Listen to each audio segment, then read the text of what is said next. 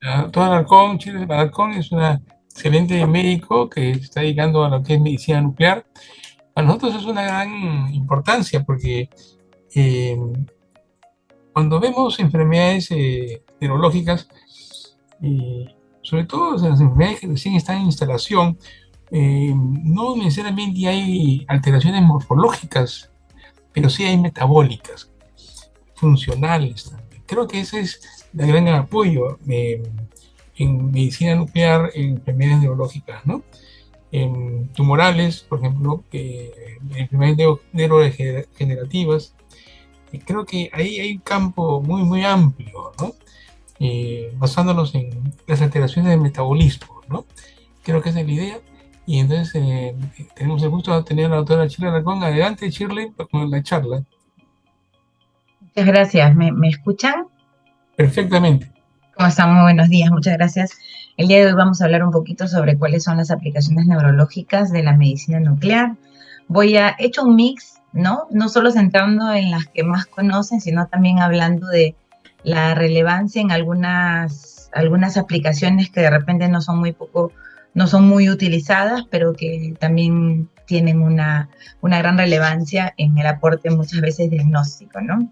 Entonces, sabemos que, como muy bien lo dice el doctor Durán, las alteraciones metabólicas preceden muchas veces a las alteraciones morfológicas. Entonces, estas alteraciones funcionales y neuroquímicas que van a preceder a los cambios estructurales son el principio de las imágenes funcionales o metabólicas, como las llamamos en la imagen molecular en medicina nuclear. Entonces, muchas veces estas van a estar acompañadas de un estadio subclínico o nos van a proporcionar una imagen en base a la fisiología cerebral. Entonces, cuando hablamos de lo que es la medicina nuclear, tenemos que tener en cuenta de que desde hace muchos años se cuentan con imágenes gracias al advenimiento de la gamma cámara, que permitía la detección de la radiación en una baja cantidad a través de los estudios de SPECT de medicina nuclear convencional. Y es ya con el advenimiento del PET-CT y del PET resonador en el 2007 que podemos tener imágenes fusionadas, donde podemos tener tanto la característica morfológica como la característica molecular. Entonces, en el Perú contamos con equipamiento PET-CT, pero no contamos con equipamiento de PET-MRI. Realmente solo se cuenta con un PET resonador en un PET resonador en Argentina y están instalándose otros en Brasil justamente para todo lo que es investigación, sobre todo en neurología. Entonces, estas dos técnicas, que es el SPECT y el PET, van a permitir evaluar la perfusión cerebral regional, ya sean con radiotrazadores como el dímero de etilcisteína, que es el SD, y el HMPAU, que es el más conocido, y con los diferentes radiotrazadores emisores de positrones, que es el más utilizado a nivel mundial, es el Fluor 18-FDG, ¿no? Entonces, tenemos diferentes fármacos que se utilizan en neurología y estos son biomarcadores in vivo que ya están considerados dentro del algoritmo para el diagnóstico de enfermedades tan importantes como el Alzheimer, ¿no? Ya que van a proporcionar información única funcional. Estos han revolucionado los estudios de neurobiología y neurofarmacología, sobre todo un gran campo que está en investigación, y son una herramienta inestimable en la investigación neuropsiquiátrica. ¿Qué procesos se pueden evaluar en los estudios de SPECT y de PET cerebral? Podemos evaluar diferentes targets o moléculas específicas que van a estar unidas a una sustancia radioactiva, y esta va a depender de dónde se produce, ya sea si se produce en un ciclotrón o si esta se produce en un reactor nuclear, y de acuerdo a qué es lo que se desea investigar. Si queremos evaluar un receptor, un transportador, una enzima, un neurotransmisor, si queremos evaluar cómo es el flujo sanguíneo cerebral, cómo está la síntesis de proteínas, si queremos evaluar la integridad de la barrera hematoencefálica. Y tenemos múltiples radiotrazadores que ustedes van a ver de acuerdo al target que estamos evaluando, muchos asociados al carbono 11 y los más utilizados son los que tienen, gracias a la benevolencia y al tiempo del Flor 18, que son los 110 minutos, son los que están actualmente en investigación, sobre todo los aprobados para el estudio de los beta-amiloides y el FDG, tanto para trastornos neurodegenerativos, ¿no? Entonces, nosotros vamos a utilizar un target, ya sea un receptor, una proteína, y lo vamos a unir a una sustancia radioactiva. Esta ligación nos va a permitir evaluar, ya sea en el caso del tecnesio 99 con el SD, el flujo sanguíneo cerebral y evaluar cómo está la perfusión cerebral, o en el caso del Flor 18 FDG, cómo está el metabolismo cerebral. Y también, si queremos evaluar cómo está el drenaje líquido cefalorraquídeo, en el caso de obstrucciones, en casos de pacientes con hipertensión, en caso de sospecha de hidrocefalia normotensiva, también utilizamos un fármaco que es el DTPA para simular el drenaje líquido cefalorraquídeo y ver si es que hubiera alguna obstrucción en el drenaje líquido. Entonces tenemos que son diferentes equipamientos. En clínica contamos con el equipo SPECT. Ambos son equipos híbridos, quiere decir de que tienen la detección de la radiación, ya sea por una gamma cámara o por un positrón en el caso de PET, y van a utilizar diferente radiotrazador. Entonces, no podemos utilizar el mismo equipo para ver imágenes con FDG. Existen algunos equipos, como los equipos húngaros, que tienen esa tecnología aparentemente tripartita para poder usar imágenes de medicina nuclear convencional e imágenes PET, pero realmente tienen diferente mecanismo de detección de la radiación. Entonces, es bastante complicado y realmente no es tan rentable tener este tipo de equipamientos. Entonces, ¿por qué? Porque emiten, si bien lo que se detecta es una radiación gamma en diferente patrón de energía, vamos a tener que tener un equipamiento especial para ser más efectivos al momento de tener una detección, sobre todo en lesiones de menor dimensión, ¿no? A menor tamaño, uno tiene una mayor resolución de la imagen. Entonces hay que tener un equipo especial para tener una mejor resolución de la visualización, que es lo que queremos detectar. Entonces hay que tener en cuenta de que muchas veces por el advenimiento del PET se considera que las imágenes PET son las únicas que se deben usar, y yo lo que les quiero presentar es que si bien el PET sigue siendo una buena herramienta diagnóstica, tiene también una alta sensibilidad, y es una herramienta que no debemos dejar de utilizarla, ya que por cada 150.000 a 200.000 habitantes se debe contar con una gamma cámara, y tiene un gran aporte porque fueron los primeros estudios en demencia, en epilepsia, que se usaron gracias al equipamiento de SPECT. Sigue teniendo una alta tasa de detección, entonces hay que conocer la herramienta diagnóstica para poder utilizarla y saber que en clínica contamos con esta herramienta. Si bien es más sensible, el PET, no hay que desestimar el aporte diagnóstico que nos puede brindar los estudios con una gamma cámara SPECT, y sobre todo cuando hay equipos híbridos como el SPECT-TT, podemos tener un gran apoyo diagnóstico. Entonces utilizamos el SD para evaluar la perfusión cerebral y el TRODAC para valorar los ganglios basales. Tenemos una estabilidad de 6 horas, podemos usar durante todo este tiempo de marcaje los diversos estudios, podemos hacer estudios basales, podemos hacer estudios en pacientes durante un episodio vital si es que queremos utilizarlo. Esa es una ventaja a favor de los SPECT, a diferencia del PET, que solo se usan, por ejemplo, en pacientes con epilepsia en episodios interictales, no en procesos ictales. Eso es un plus para el PET, ¿no? Entonces, se inyecta al paciente y se hace la adquisición de imágenes 30 a 60 minutos post inyección, y el PET usualmente para el FDG son 30 minutos, para los beta-amiloides podemos empezar a partir de los 45, 60, 90 minutos, dependiendo del tipo de amiloide que nosotros utilizamos. En el caso de las moléculas como el TRODAC, para ganglios basales, para trastornos parkinsonianos, podemos adquirir las imágenes a las 3 horas post-inyección. Entonces, lo importante es conocer cómo se distribuyen normalmente, siempre ver la simetría entre hemisferios, conocer si el paciente ha sido ha tenido algún evento quirúrgico, si ha tenido algún evento isquémico, ver dónde están las áreas y conocer cuál es la distribución normal.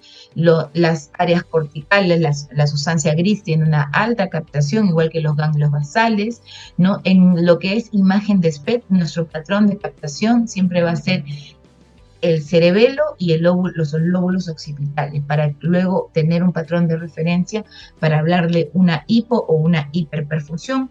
Esto puede variar de acuerdo al radiotrazador que utilizamos. Usualmente cuando utilizamos el HMPAU, nuestro patrón de referencia es el cerebelo, y cuando utilizamos el SD, que es el que se utiliza en el Perú, porque HMPAU se utiliza más en Europa y no hay en el Perú, todavía hasta octubre de este año, que va a venir por primera vez al Perú, utilizamos el lóbulo occipital para poder tener un patrón de referencia. Saber que en niños y en ancianos hay patrones de captación diferentes por la mayor actividad cerebral o el patrón más hipoactivo que puede haber en los ancianos. Entonces, para la obtención de los radiotrazadores, depende de qué equipamiento tenemos, y el fluoro-18 proviene de un ciclotrón, de un tiempo de vida de 110 minutos, y el tecnesio proviene de un generador que usualmente están dentro de los servicios de medicina nuclear y tiene un tiempo de semivida de 6 horas. El diodo 123 tiene un tiempo de semivida de 13 horas, no se cuenta en el Perú. En Argentina, en Latinoamérica sí existe el diodo 123 ioflupano, que es para el DAT-SCAN. En el Perú, lamentablemente, no contamos con este tratado. Y cuando hablamos del SPECT cerebral, tenemos diversas indicaciones. Estas son las indicaciones más comunes, sobre todo para el estudio de demencias, para el estudio de muerte cerebral, también lo vamos a utilizar. Y los patrones vamos a tener que verlos de acuerdo al tipo de patología que estamos sospechando, siempre aunados a la clínica que va a presentar este paciente. Vamos a tener que los patrones que vamos a ver en un paciente que va a presentar un deterioro cognitivo, vamos a tener que evaluarlos en base al contexto clínico y vamos a tener que diferenciarlos porque hay diferentes tipos de demencia y algunas se pueden superponer. Sabemos que cuando hablamos o sospechamos de un paciente con una demencia de tipo Alzheimer, esta se va a caracterizar por una reducción de la actividad neuronal y este flujo sanguíneo va a estar disminuido, y esto se va a reflejar en la actividad metabólica, que va a reflejar la actividad neuronal disminuida, tanto a nivel de la disminución del flujo sanguíneo cerebral, que lo podemos ver en un SPECT cerebral, como a nivel de el consumo glucídico en una imagen por PET-CT. Las imágenes por PET van a tener una mayor sensibilidad y especificidad, ¿no? Entonces, dentro de el flujo para poder indicar en un paciente que tiene una sospecha clínica de una demencia, vamos a considerar siempre a la imagen molecular, aparte de las imágenes anatómicas que deben estar dentro del organigrama, al estudio de perfusión, ya sea con SPECT o el PET con FDG. Y en la demencia de Alzheimer se va a caracterizar por una reducción de la actividad neuronal, del flujo sanguíneo cerebral regional, que la podemos ver en el SPECT cerebral, sobre todo a nivel de los lóbulos temporales y parietales posteriores, el precuneus, las circunvoluciones cinguladas posteriores, y puede llegar a tener una afectación del lóbulo frontal a medida que la enfermedad progresa. Tener en cuenta que en la enfermedad de Alzheimer típica, ya lo sabemos, el lóbulo occipital casi siempre está respetada, siendo este nuestro patrón de referencia para ver las áreas hipoperfundidas en relación a la captación que nosotros vamos a observar en este tipo de paciente. Y cuando hablamos del FDG, aproximadamente el 95% del ATP requerido para la función cerebral está dada por el metabolismo de la glucosa. Este metabolismo va a estar estrechamente vinculado a la función neuronal y a la función sináptica en las condiciones habituales fisiológicas.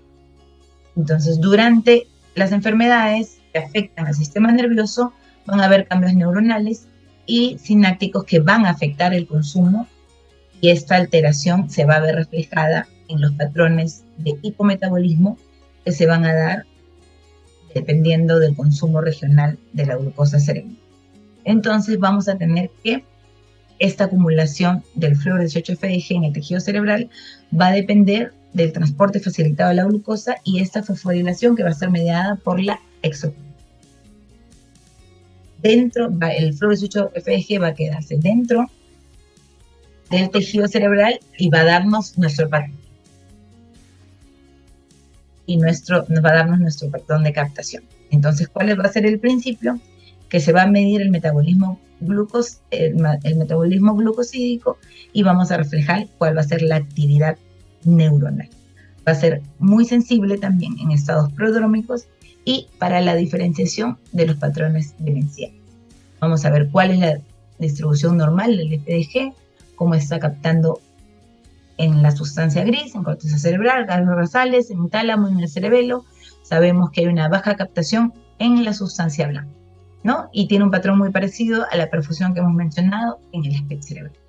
Y dentro de las indicaciones clínicas de solicitar un PET con fluoresceído FDG, tenemos que en los deterioros cognitivos y las demencias se va a utilizar para detectar este hipometabolismo regional temprano, incluso antes de cambios estructurales en las pruebas estructurales convencionales como la resonancia, y es parte de ese modelo ATN amiloide tau neurodegeneración, ya que va a predecir la conversión del deterioro cognitivo leve a un estado de Alzheimer.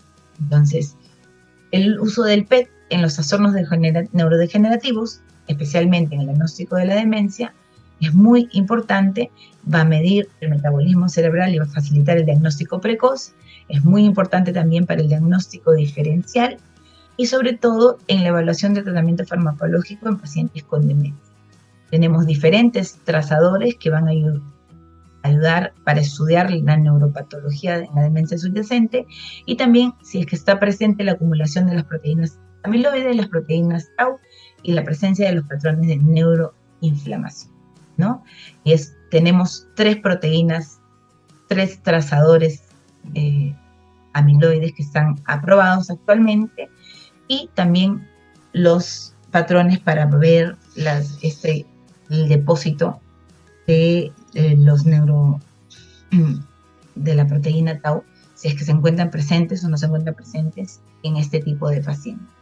Entonces vamos a ver que una captación con FDG normal y vamos a ver cómo en los pacientes en la demencia, en un paciente con una enfermedad de Alzheimer, se va a respetar el lóbulo occipital, tanto la corteza sensoromotora y los ganglios basales también están, ¿no?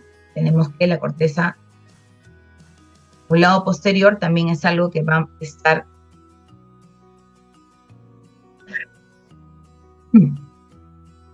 comprometido y esa es la diferencia que vamos a tener con las otras demencias. Vamos a ver.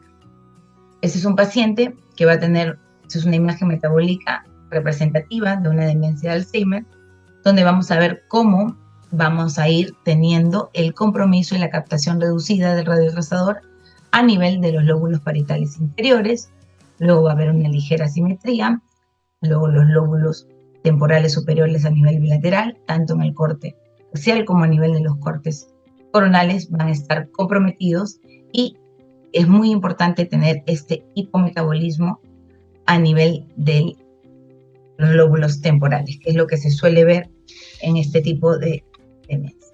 Entonces, cuando hablamos de cuál es la sensibilidad y especificidad, es muy importante no solo hablar del aspecto cualitativo, sino también hoy por hoy las técnicas diagnósticas en el PET nos permiten hacer valoraciones cuantitativas gracias a la inteligencia artificial.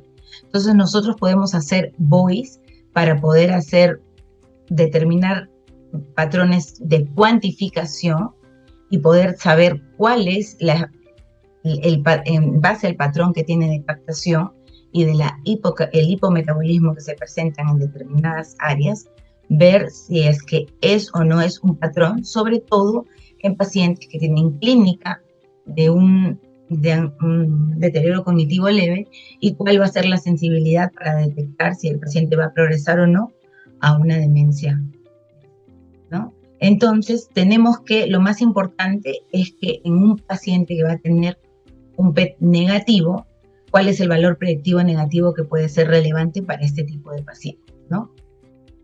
Entonces, ya están dentro de los algoritmos de indicación para este tipo, eso ya lo tenemos claro, y sobre todo para los pacientes que van a tener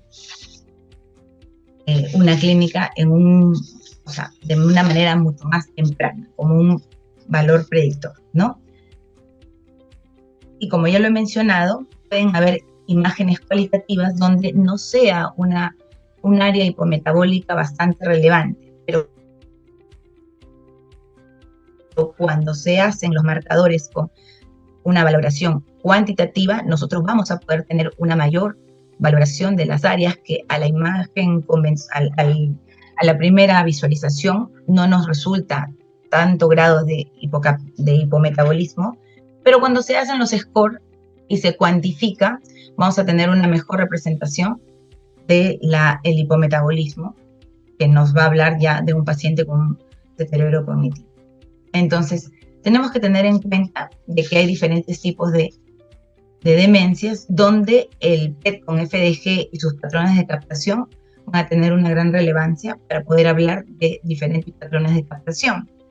Y tenemos la demencia típica de Alzheimer, la demencia de cuerpos de Lewy, en los pacientes que van a tener una demencia frontotemporal y en la degeneración córtico-basal.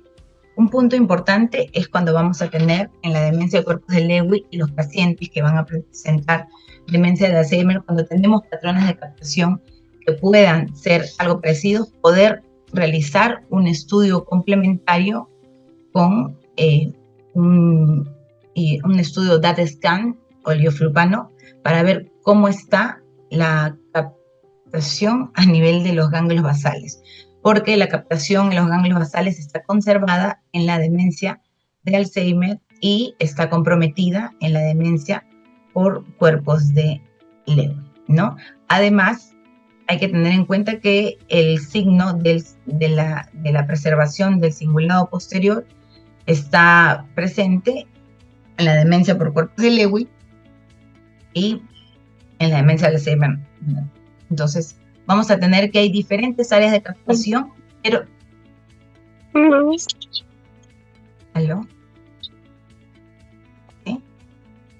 Adelante. Se oye perfecto, ¿eh? Lo que pasa es que... No sé qué pasó. ¿Alguien está rayando la pantalla? Bueno.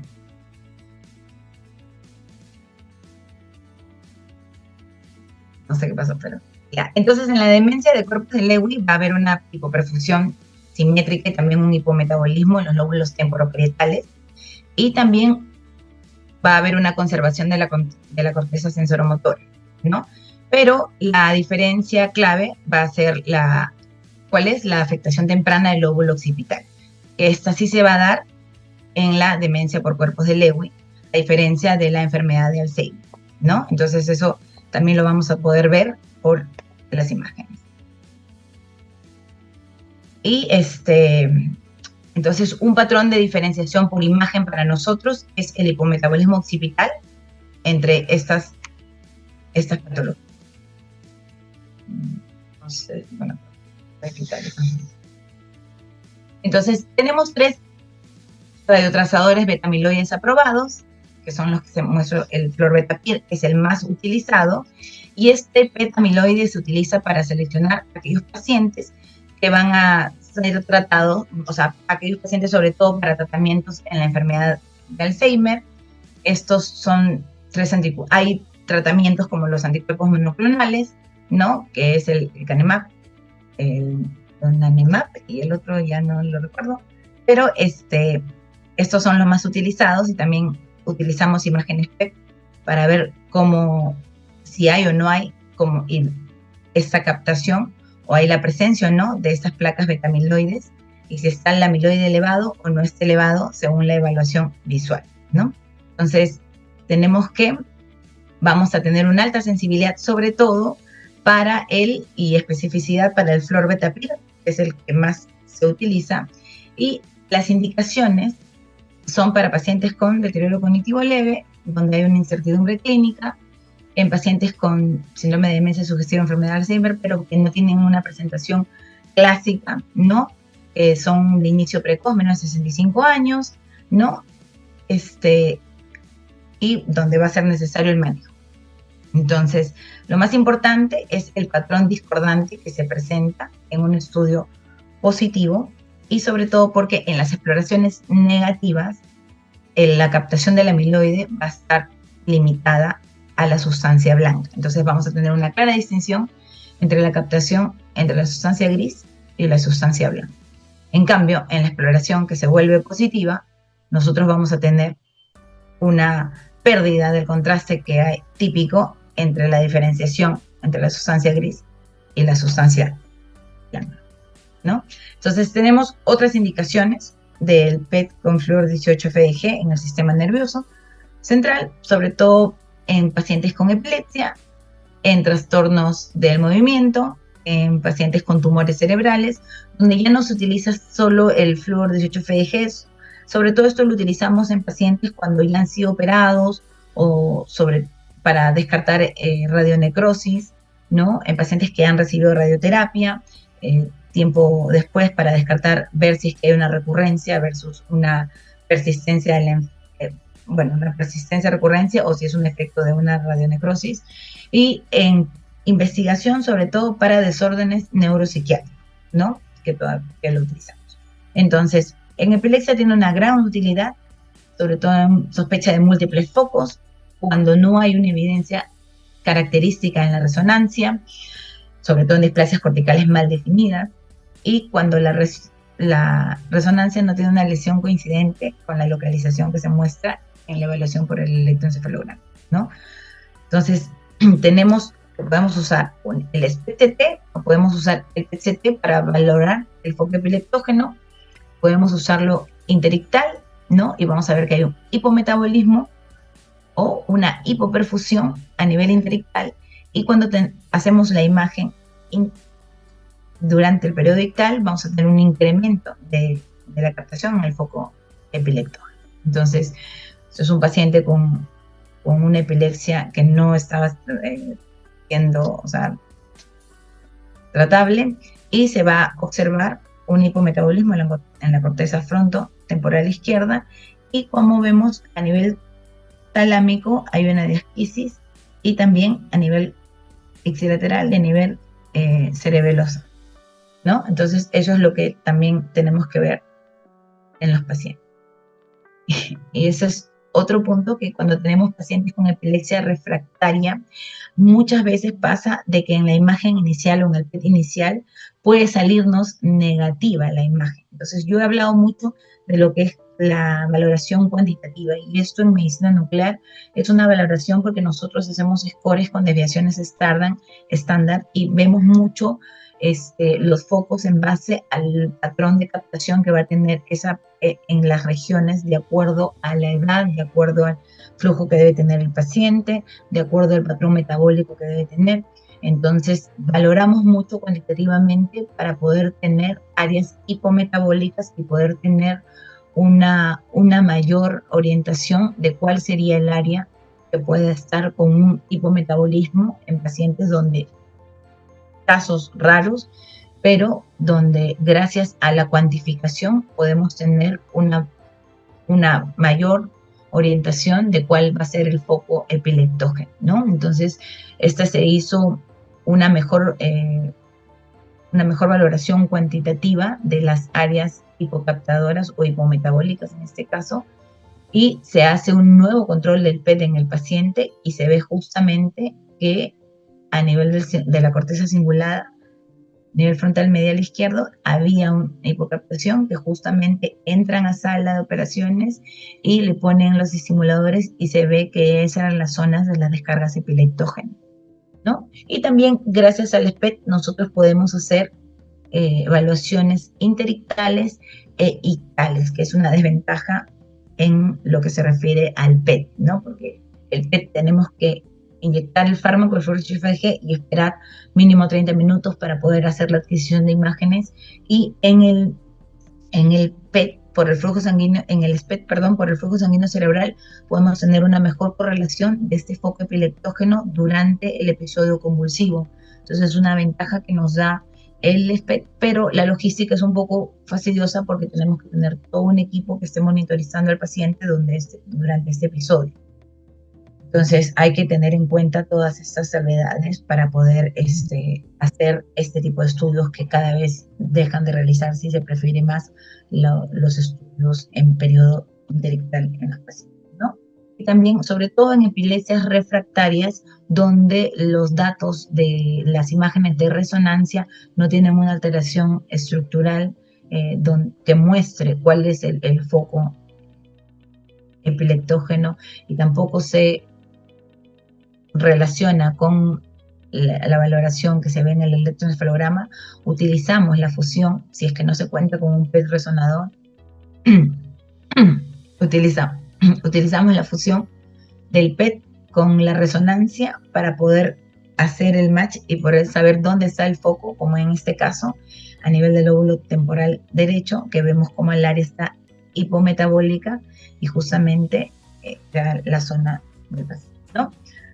Lo usamos en psiquiatría, también lo usamos para los trastornos del movimiento. Vemos cómo es la captación habitual de los ganglios basales.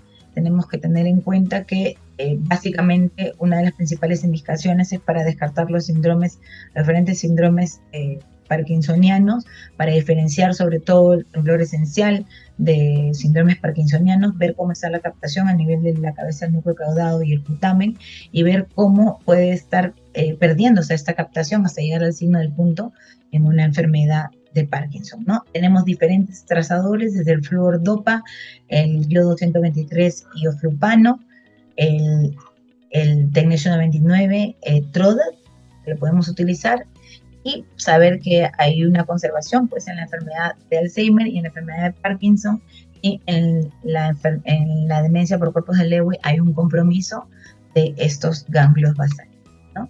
Entonces vamos a tener que en el estudio con el FEG vamos a ver cómo hay una disminución de la captación, y y en el más específico es el DAT scan, para poder ver cómo estos están conservados o no de acuerdo al compromiso que va a tener el paciente.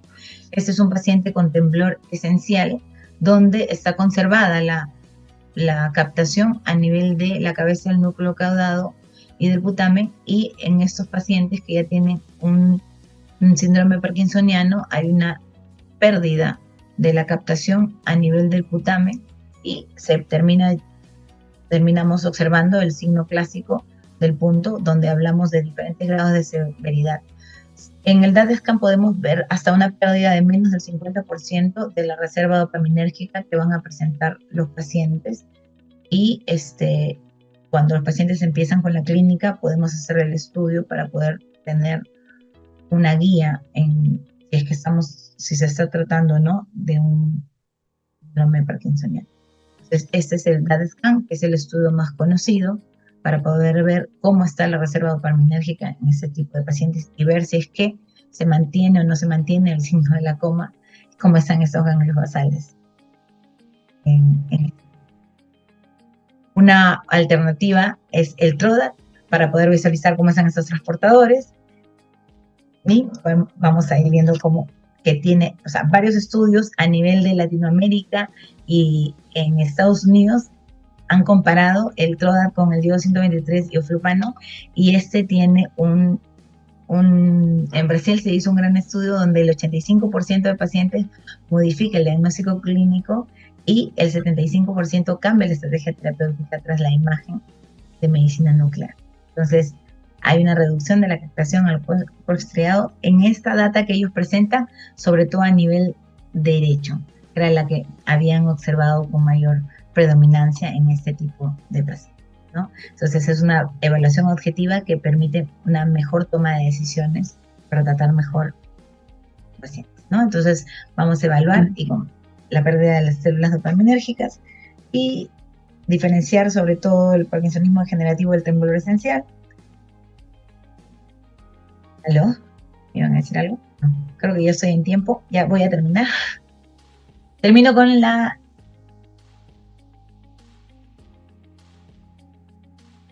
también tiene dentro de los estudios tenemos sobre todo para la encefalitis autoinmune, la asociada a los anticuerpos NMDA Sobre todo cuando hagamos un PET-CT, lo más importante es sobre todo en las encefalitis límbicas, y el PET tiene una gran importancia complementaria a los estudios de resonancia, sobre todo en pacientes que se sospecha de un síndrome paraneoplásico, porque como en este caso podemos ver, este paciente debuta con una cerebralitis y se ve que tenía unos ganglios positivos, porque realmente lo que el paciente tenía era un linfoma que estaba debutando con un síndrome paraneoplásico de una.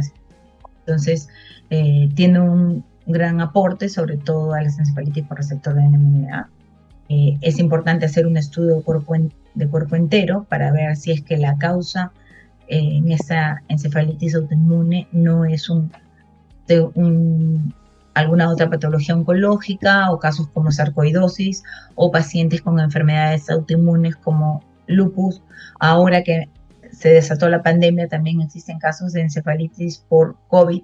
Entonces es importante ver qué otros patrones se pueden observar en estos pacientes. A nivel, sobre todo, se puede ver patrones de hipermetabolismo en el lóbulo medio temporal e hipometabolismo parietal y occipital. Usamos la medicina nuclear no como una indicación primaria, pero también puede ser una indicación importante para los pacientes con muerte cerebral, sobre todo a nivel de lesiones infratentoriales mortales aisladas, debido a que algunos pacientes pueden mostrar signos de muerte cerebral, a pesar de que pueda haber actividad encefalográfica cortical preservada, ¿no? Y esto lo hacemos con la infusión del DTPA, y vemos si es que hay o no hay irrigación, cómo está la perfusión a nivel cerebral. Y utilizamos también la cisternografía isotópica en pacientes donde se sospecha fuga de líquido cefalorraquídeo porque hay algún rinorreas o torreas en estos pacientes, han tenido alguna intervención quirúrgica reciente, y se hace la inyección a través de una punción lumbar del Tecnesio 99 con el DTPA, y se espera el ascenso del radiotrazador que siga el drenaje del líquido cefalorraquídeo y ver si es que no hay ninguna fuga, ya sea a nivel del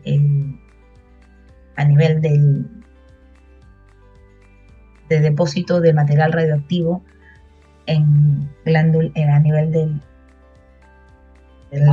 líquido cefalorraquídeo, a nivel del glándula. ¿Okay? Entonces, para descartar que no haya ninguna fractura en base de cráneo, se utilizan, y también vamos a hacer imágenes a la hora, a las 3 horas, y hasta las 6 horas podemos hacer los controles.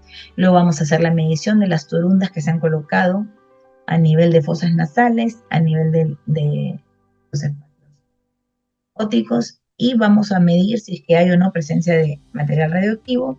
Y también cuando tenemos la triada en los pacientes que se sospecha de hidrocefalia a presión normal, vamos a ver si es que hay o no retención anormal a nivel de los ventrículos laterales, lo que puede darnos una indicación de una alteración de la dinámica del líquido cefalorraquídeo. Es un poco tedioso porque hacemos imágenes de control a las 4, a las 6 horas, a las 24, a las 48 horas, y tenemos signos indirectos que nos permiten hacer el diagnóstico en este tipo de pacientes. Bueno, muchísimas gracias.